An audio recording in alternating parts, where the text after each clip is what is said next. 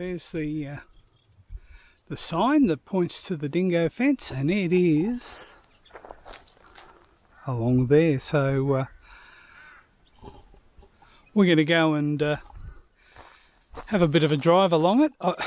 We've been told by some people that it's not an overly exciting drive, but let's see. I always like to try and find the interesting things that you find. There's a little signboard over here. We might head over there and have a bit of a sticky beak. Okay, there's a little plaque here. It's from the Queensland's 150th anniversary. And this plaque's been placed to commemorate the official opening of the Dingo Barrier Fence Tourist Drive and the birding trails of the Dalby region. So 2009 this was opened up, and that's the fence there. I don't know whether you can see the chicken wire. That's the actual dog fence going along there, and it's longer than the Great Wall of China. That's pretty impressive, isn't it? Have a look at it. Oh well, we'll go and follow it for a while and see if there's anything interesting. Anyway, that's where that dog fence goes. Have a look at the distance. Pretty amazing. I guess when they started it, having shares in chicken wire would have been a really good thing.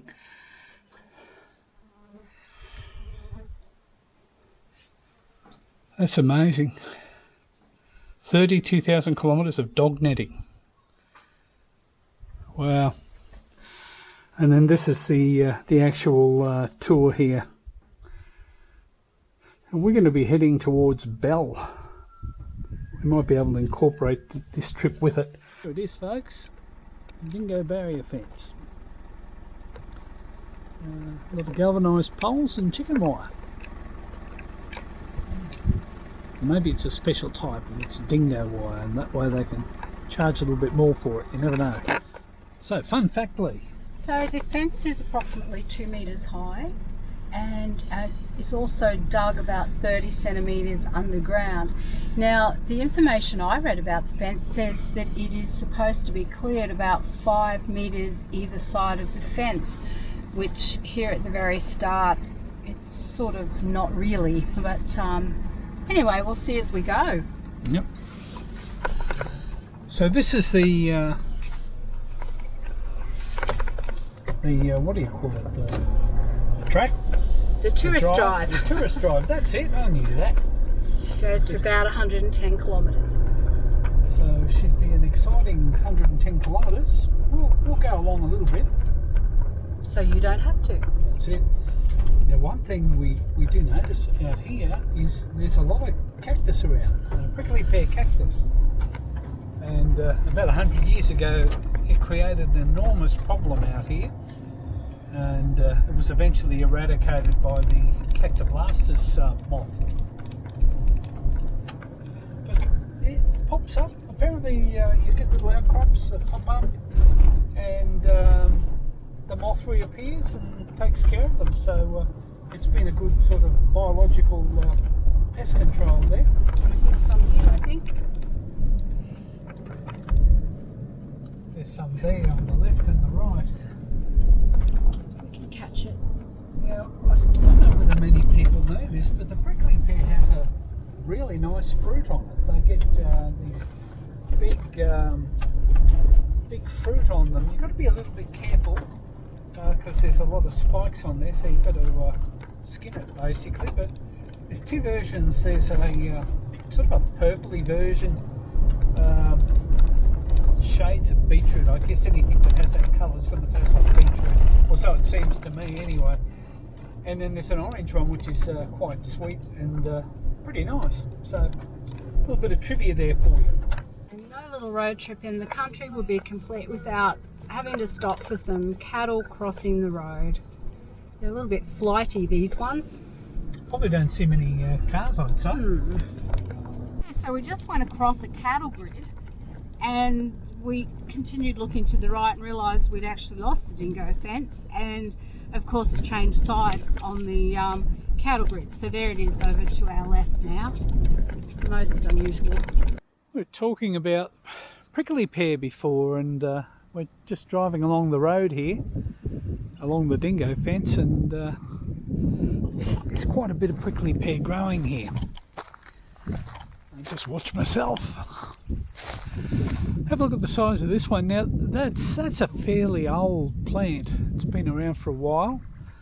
No fruit on it at the moment, but look at the size of that one. And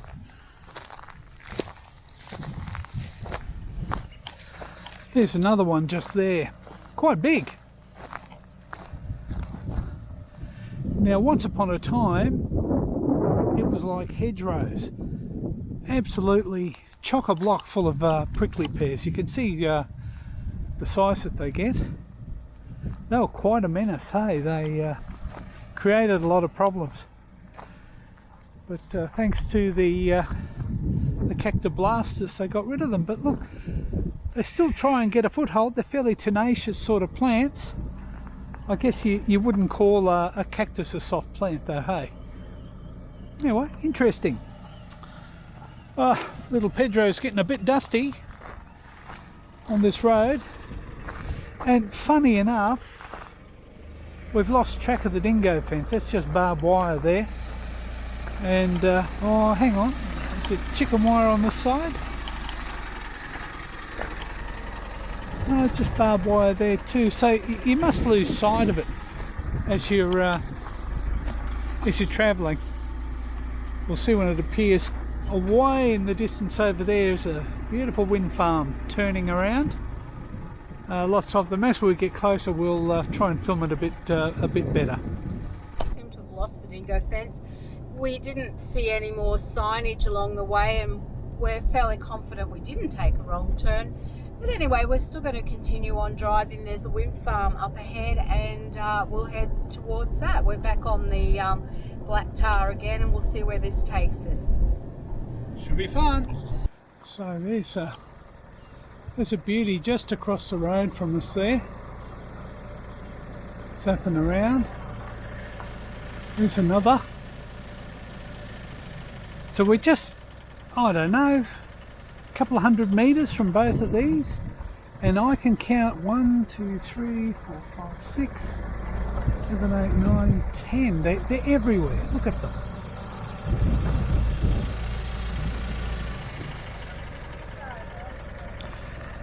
There's not a hell of a lot of breeze here, but they're turning pretty well. You can see why they set them up here though. It's always windy in this neck of the woods, and once you get a bit above, you know, a bit in the air there's breeze always blowing. I'd love to know how much power this group actually produce. It's pretty significant. Still driving through the Cooper's Gap wind farm. There are just loads and loads of them. Oops, I think we've just about lost them. Oh no, there's some more over here. You can see them through the windscreen, through the hills and up. Very impressive.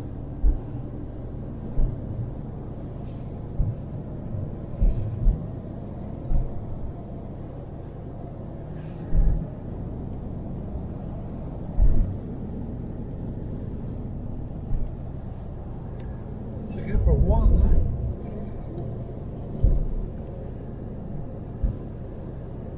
We'll have to look up and see how many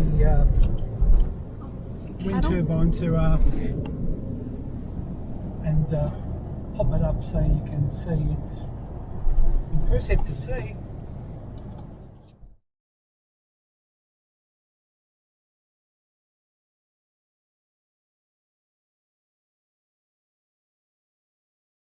Thank you for watching. We really enjoyed this country drive and hope you enjoyed coming along. Please subscribe to our channel and leave a like or a comment. It really helps us. See you next time.